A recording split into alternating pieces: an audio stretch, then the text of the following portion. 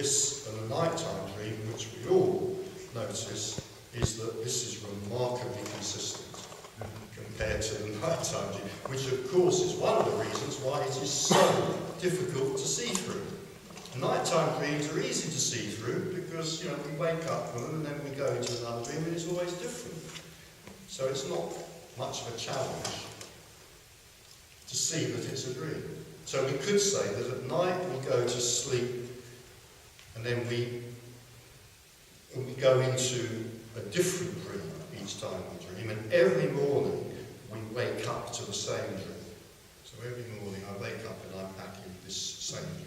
It's remarkably consistent, it's remarkably solid. So of course it's very, very difficult to see through. But in a sense, that kind of misses the point. To say that we can't see through this because it's so consistent kind of misses the point. If you get people sometimes who are in a state of extreme mental disturbance for whom this consistency isn't there in this, but it still seems very real. What really makes this seem so real isn't its consistency, it's the sense of separation from it. It's the sense of contraction which makes it seem like there is something solid here, with a mind, with a solid mind that thinks and feels, and there is something solid out there which this is separate from, and which this interacts with. That's what really makes it impossible to see through. The consistency is just the kind of icing on the top. If every night you went to sleep in one room and every morning you woke up in a different one, you'd get very confused. It would make life difficult, but you'd probably still think it was real. Because that sense of separation, it's the sense of separation which makes everything seem so solid.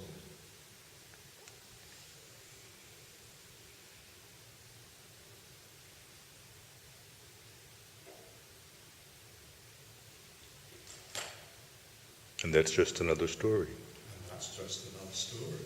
Every word that's been spoken in this room, including the evening, is another story.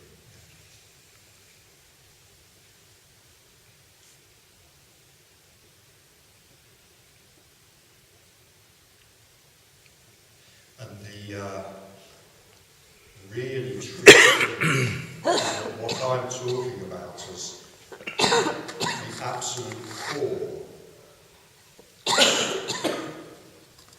The absolute core for the person feeling themselves to be a separate individual. That core we can talk of as a kind of contraction. It's a kind of contraction of energy, and it can't be experienced until it's disappeared, because it's always been there. It hasn't actually always been there, but because it's always been there since there's been self-consciousness.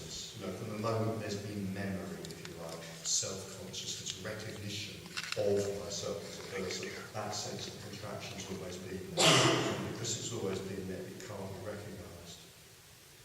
Because it's not known what it's like to be without it. It feels like it's the natural state.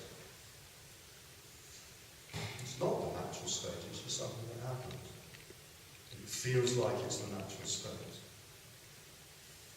It's a bit like, I don't know if this is a very good analogy, but it's a bit like, imagine somebody who is completely colourblind, not colourblind in the usual sense that people are, but completely colourblind. They only see in shades of black and white and grey. It's unimaginable for them, what colour could be, until it's seen, unless it's seen. So it's unimaginable for us what release from that contraction can be like until it happens. Because a state of contraction is all that we consciously know.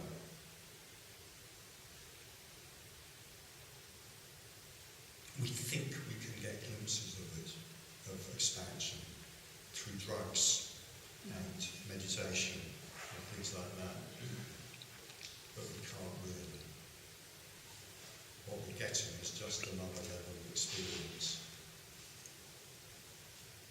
Release from that contraction isn't an experience. Does it relate to an experience? Does it relate to an experience that a person can have?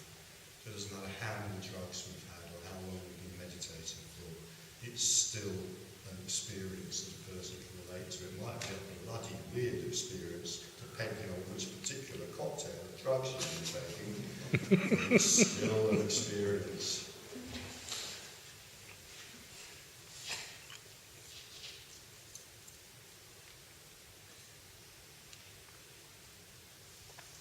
And when it's gone, it's just gone, and then it's obvious. And it's like, my God, that was contraction. Hadn't even noticed it, but I've had it for 50 years.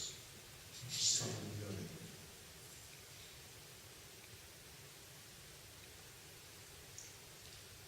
But this contraction, is that not also something that is established each moment again and again? It's With everything. Not like a constant thing, but this moment happens again.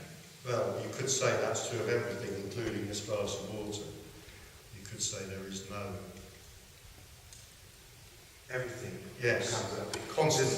constant destruction, creation. You could say that, but it doesn't make any difference. This is experienced as a flow, so in a way that's essentially what it is. The fact that it's constant destruction, creation doesn't make any difference to what's experienced.